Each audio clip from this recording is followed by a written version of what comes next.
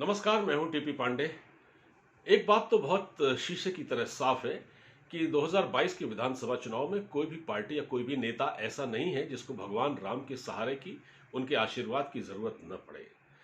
वैसे तो भारतीय जनता पार्टी भगवान राम पर अपना अधिकार समझती है और वो ये समझती है कि हिंदुत्व के सबसे बड़े पैरोकार वही हैं। मगर हो क्या रहा है कि अरविंद केजरीवाल जो दिल्ली की आम आदमी पार्टी के नेता हैं और उत्तर और दिल्ली के मुख्यमंत्री भी हैं, उन्होंने एक ऐसा चुनावी पासा फेंका है कि वो भी राम की शरण में पहुंच गए। अयोध्या गए थे अरविंद केजरीवाल, सरयू तट पर उन्होंने आरती की, भगवान राम के दर्शन किए, हनुमान जी के दर्शन किए और एक तरह से उन्होंने वहां जाकर अपनी एक सॉफ्ट हिंदुत्व की इमेज पेश करने की कोशिश की। वहां जब अरविंद केजरीवाल को लोगों ने देखा तो लोग हैरान हुए कि अरविंद केजरीवाल को भी क्या भगवान राम के सहारे की जरूरत है। तभी तो योगी आदित्यनाथ ने कहा है, योगी आदित्यनाथ ने अरविंद केजरीवाल के इस दौरे के बारे में कहा कि जब वो अयोध्या गए, उन्होंने कहा कि जो नेता कल तक भगवान राम के प्रति अपशब्दों का इस्तेमाल करते थे और उनके अस्तित्व को भी नकारते थे, अब तो उनको भी भगवान राम के आशीर्वाद की जरूरत पड़ गई है। ऐसा कोई नेता नहीं है, उन्होंने कहा, कि जिसने कल्याण सिंह को बुरा भला न कहा हो। और आज जब भगवान राम का वहां भव्य मंदिर बन गया है अयोध्या में, तब सबके सब वहां दर्शन करने के लिए आ रहे हैं। इससे पहले अरविंद केजरीवाल ने अयोध्या में तिरंगा यात्रा भी निकाली थी। उत्तर प्रदेश में वो पहली बार चुनावी एंट्री मार रहे हैं। हालांकि अभी तक उनकी जो सरकार है वो दिल्ली तक ही महदूद है। कोशिश वो उत्तराखंड और पंजाब में भी कर रहे हैं, गोवा में भी कर रहे हैं। लेकिन क्योंकि उत्तर प्रदेश एक बहुत बड़ा सूबा है इन सब के मुकाबले, तो वहां क्या अरविंद केजरीवाल की दाल गलेगी ये तो मैं नहीं कह सकता। लेकिन अरविंद केजरीवाल, जाहिर बात है कि एक सॉफ्ट हिंदुत्व की इमेज पेश कर रहे हैं और ये बीजेपी के लिए परेशानी का सबब बन रहा है।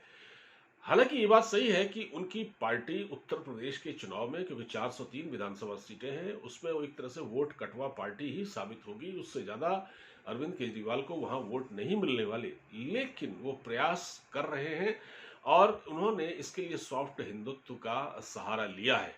तो मैं जो कह रहा हूं कि पहली बात तो यह है कि कोई भी पार्टी, हालांकि इस पूरे घटनाक्रम में आप देखिए कि इससे पहले उत्तर प्रदेश में बीएसपी यानी बहुजन समाज पार्टी भी वहाँ ब्राह्मण सम्मेलन कर चुकी है और उनके जो सांसद हैं सतीश चंद्र मिश्रा, वो भी मायावती के कहने पर भगवान राम के दर्शन कर चुके हैं। इसी तरह से समाजवादी पार्टी भी, उसको भी राम के सहारे की जरूरत पड़ रही है, पड़ेगी।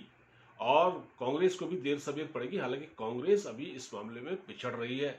लेकिन अरविंद केजरीवाल वो नेता हैं जो खुद को बदलने के लिए जाने जाते हैं। वो हालात का रुख देखकर अपने आप को बदलने की कोशिश करते हैं। ये वही अरविंद केजरीवाल है जिसने इससे पहले जब अयोध्या में मंदिर बन रहा था तो उस बारे में अनर्गल बयानबाजी की थी। इन्होंने हर मामले में बयानबाजी की। इन्होंने सीएए कानून को लेकर भी बयानबाजी की। तो अरविंद केजरीवाल का वहां का दौरा करना और उस पर बीजेपी का रिएक्शन आना, ये साबित कर रहा है कि भारतीय जनता पार्टी नहीं चाहती कि जो राम मंदिर का जो कॉपीराइट है उनके पास, राम मंदिर का जो और भगवान राम पर उनका जो अधिकार है वो उनसे कोई छीन सके। अब अरविंद केजरीवाल ये जरूरत करने की कोशिश कर रहे हैं। पता नहीं कितनी सफलता उनको आने वाले दिनों में मिलती है।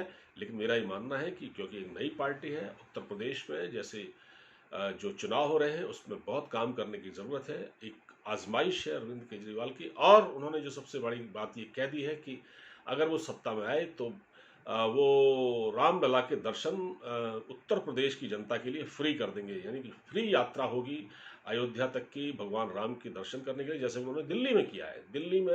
दिल्ली के यात्रियों के लिए उन्होंने किया है शिरडी और दूसरा वैष्णो देवी, जो मुख्यमंत्री तीर्थ यात्रा योजना है उसके तहत वो यहाँ के लोगों को यात्राएं कराते हैं। इसी तरह उन्होंने कहा है कि अगर वो सत्ता में आते हैं उत्तर प्रदेश की, तो वो यहाँ की जनता के लिए फ्री यात्रा का इंतजाम करेंगे अयोध्या की। जैसे कि उन्होंने इससे पहले बिजली को भी कहा कि वहाँ उत्तर प्रदेश में वो 300 यूनिट बिजली फ्री देंगे, तो वो अयोध्या तक की यात्रा फ्री करवाएंगे। अब देखना अरविंद केजरीवाल अपने इन मंसूबों में कामयाब होते हैं। क्या उनके ख्वाबों की ये ताबीर होती है या उनका ख्वाब अधूरा रहता है। नमस्कार।